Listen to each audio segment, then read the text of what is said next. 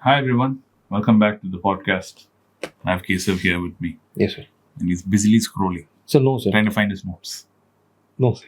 I didn't take any notes because now And wait, I'm. let me move this. Yes, sir. People complain the mic was far away. So Yes, sir.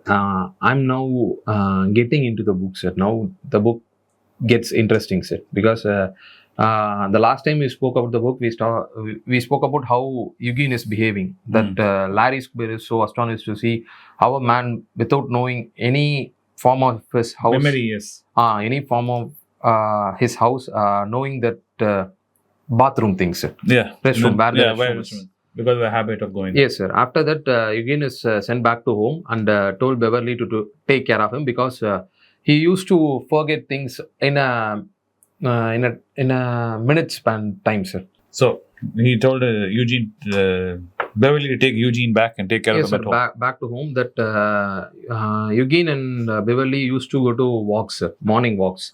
One day, Beverly was doing something in the kitchen, I think so, sir. She's saying Eugene to wait for her, but we know that Eugene used to forget things in a 2 minute span time. So he forget all that and he went out, sir. He went out. Beverly was so shocked to see that Eugene is not there in the hall room. So she went out and searched at the neighbor's house, screamed Eugene everywhere, and she didn't see Eugene in those space, sir, in those streets or something else. So when she got back inside her home, she saw that Eugene is sitting on the sofa, picked some sovereign like things, corn, Souvenirs. pine cones and something like that. So Beverly was so shocked to see that how he didn't know anything. He forgets things in a Matter of minutes. but still he manages to go out and come into. She's so shocked to see that. And after that, Eugene used to go out and have a walk and come inside the house. It's happening. After that, the book changes into some rat experiments, sir. In 1993, MITs. MITs did a research on rat, that neurological research, sir. That research is like how habits are forming. Like that, they used to put wire chips in their To measure rat the brain brains. activity. To measure the brain activity, they are doing that. They created a rat maze. In that rat maze, what is there is the rat needs to go in a straight line. There's a T-shaped rat maze. The rat needs to go in a straight line where there is one object. I think the rat has to go on that. Then it makes a click sound. Then the maze will get open. The rat needs to go in, and on the left side there will be a chocolate. On the right side there is an empty space. So the rat needs to quickly go and take the chocolate, sir. This is the trap, they said, to figure out the habits, how habits are forming. So first, when the rat went inside, it started sniffing, scratching, and it took so much time to get near the chocolate. So after several times of trying, the rat straightly, without sniffing or without scratching anything in the maze, it straightly went into the chocolate, went to eat the chocolate. And they also measured its brain activity. So before that, the brain activity is so much when the rat doesn't know anything about the maze. After knowing about the maze, the rat's brain activity is much less. It doesn't even, actively working when the rat is going through the maze, because it got usual to go inside the maze, and it formed a pattern of how the maze will be and where is the chocolate, like the thing. So like that, the It's got experiment. into a habit. That habit is called chunking. They named the term as chunking, sir. Like that. That's how habits are formed. And they also talk about how brain acts, sir. So there is some tissue called that name, sir, basal ganglia. Basal ganglia. This is the thing where this old Basal memories. ganglia. So memories will be there, sir. Yes. So that's how the rat, before knowing the maze, the rat has to do work like where to find the chocolate. He needs to find the plan. But after knowing where the chocolate is, the basal ganglia can Basal simply ganglia, yeah. regain the memories Yeah. of the maze, and it will be easier for It the stores rat. it as a shortcut. Yes, sir. That is basal ganglia. So that is what I read Great. in this book. Now, sir. how can you use this? If you're an investor, Mm. right? You just like you and me, just starting to invest. Mm. How is this useful to you? Sir, I can relate it to me, sir, because once I got into the office, sir, 2 years back, I'm like the rat in the maze, sir. I didn't know where to go What to do? what to do. I struggled so much, sir. Hmm. Now, to create contents or to know about things in stock market, sir.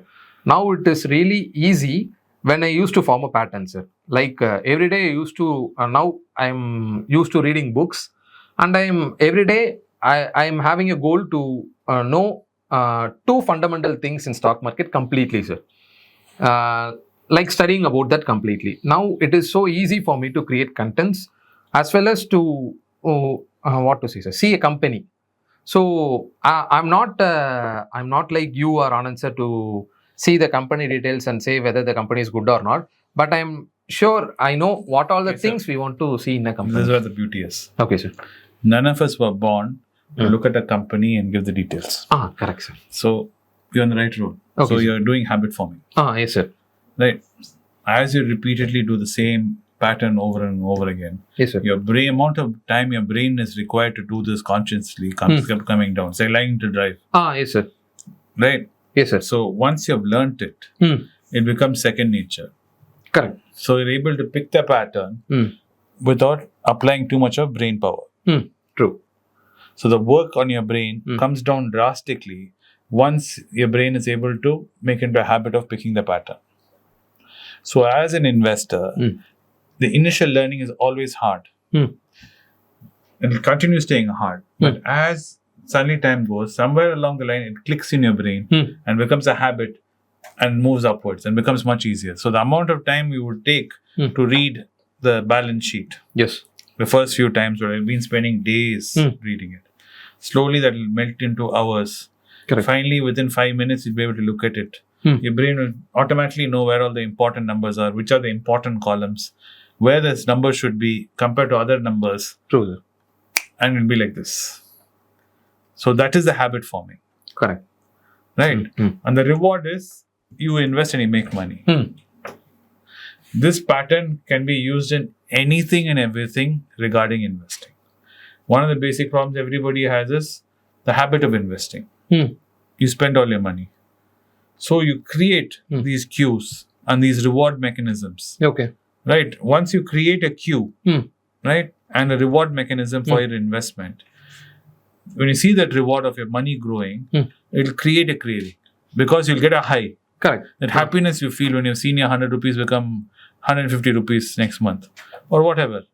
That happiness which you see, whatever you put, okay, that reward will create a craving. So you'll want more and more of that. It will keep So us going. you keep repeating this habit. Correct, sir. This is true for negative habits also. This is the same reason why you buy. Though you have 20, 30 t-shirts, you'll go still buy new t-shirt for the simple reason you like that feeling of something new. Correct. That excitement of something new. Correct. That excitement of something new is a craving. So that sets a cue, trigger, and that habit of buying something. Of course, once you have it, that newness wears off immediately. As soon as you open the t-shirt to wear it on, within 5 minutes it's over. That high is over. Then your brain will kick in and go, oh my God, why did I do this? I didn't need this. Yes, sir. Or you'll end up seeing some photo and what is delivered to you will look nothing like that. Correct. You would have imagined the t-shirt to be made with a certain material. But now it's come different material. And you're like, damn it. You can't judge it on the computer. Correct. When you're sir. seeing on your phone or Amazon, you can't judge the material. Though it says polyester or whatever, it still doesn't look like that. But when it comes, you've fallen for the trap. Correct, sir. And advertisers use this mechanism Technique, on you all the time. Hmm. Pushing you, trying to make you form a habit into what they want you to do. But Yes. you can play, now that you know this, you can use it against them and develop a pattern which you want. Yes, sir. That's the point of reading this book. Point of reading this book is I want you to, like what you rightly said, you should be able to analyze and see patterns of habit which you are forming. Okay. and which habits you want, you choose, and which habits you'd want to change. And the way you change is, the golden rule of habit changing is you change the cue. Correct. That initial cue which triggers that habit. You have to change that old cue. If you change that cue, what happens is that whole delivery of the reward and everything changes. And when that mechanism changes, everything changes. Understood. Sir, but when I read the book, I told you yesterday, that don't think I'm not reading the book. I'm reading every day, but I don't know how it is useful for the viewers, because it is not linked to investing or something. You said you better read the book and give me the content. I will relate it to the investing. Now I came to know, sir, that these are all things also matters to investing. After you were saying, I'm just thinking, yes, it is also matter to investing. The Q formation or something, which will make us to invest on. We can use it on investing, sir. Correct. Because this is the same reason why Charlie Munger spent so much time studying about human psychology. Okay. As a value investor, one of the most important things you should learn is human psychology. Okay.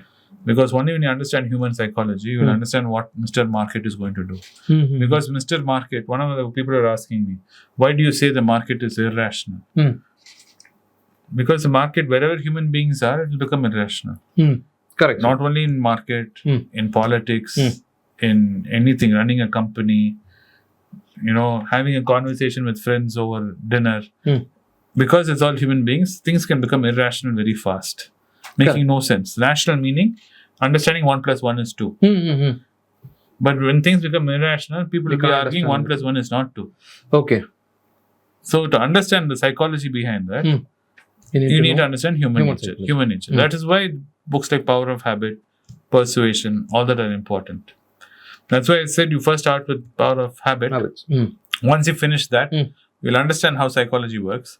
Then you can move on to something more complicated like Persuasion. Understood, sir. Okay, sir. Okay? But everything which you do, being a value investor, it's an aid to you. There's something in a concept called Renaissance man. Renaissance is a time period in human history.